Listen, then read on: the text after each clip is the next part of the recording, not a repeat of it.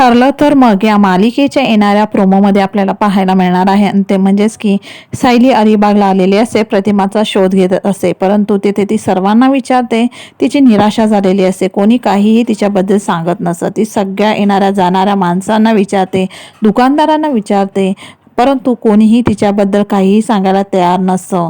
इथे हतबल झालेली सायली मग मंदिरात जाते आणि म्हणत असे की देवी आई, मला माहिती आहे प्रतिमा आता इथेच कुठेतरी आहेत, त्यामुळे प्लीज प्लीज मला त्यांना भेटव, मला त्यांना घरी घेऊन जायचं आहे. आणि कारण की एका मुलीची आणि आईची भेट घालून द्यायची आहे, नवरा बायकोची भेट घालून द्यायची आहे, त्याचप्रमाणे तिचे नातेवाईक आहेत त्यांची भेट घालून द्यायची आहे. प्लीज देवी आई माझ्यावर कृपा कर. तेवढ्यातच देवी आईच्या डोक्यावरनं एक फूल खाली पडलेलं असं. मग लगेच सायली म्हणत असते की मला काहीतरी केलं पाहिजे आणि म्हणून ती देवळामध्ये तिथे भिकारी असतात त्या भिकाऱ्यांना दान करत असते आणि त्या भिकाऱ्यांच्या लाईनीमध्येच प्रतिमा देखील बसलेली असते. प्रतिमाला बघितल्यानंतर सायली खूप आनंदित झालेली असते आणि जे तिला हवं होतं ते तिथे तिला मिळालेलं असतं आणि प्रतिमा आणि सायली आता घरी येण्यासाठी तयार झालेल्या असतात.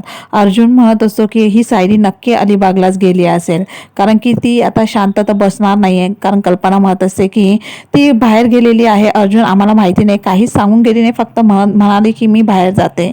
अर्जुन म्हणत असो काय करावं, तिथे ती एकटीच गेलेली आहे आणि त्यामुळे त्याला देखील खूप टेन्शन आलेलं असतं. परंतु सायली येथे खूप आनंदित झालेली असते, तिला फायनली प्रतिमा आत्या मिळालेली असते आणि त्यामुळेच ती म्हणत असते की देवी आई तुझी खरोखर खूप मोठी कृपा झाली माझ्यावर, कारण प्रतिमा आत्यांना एवढ्या वर्षापासून घरचे सगळे शोधत होते, तो शोध आता संपलेला आहे.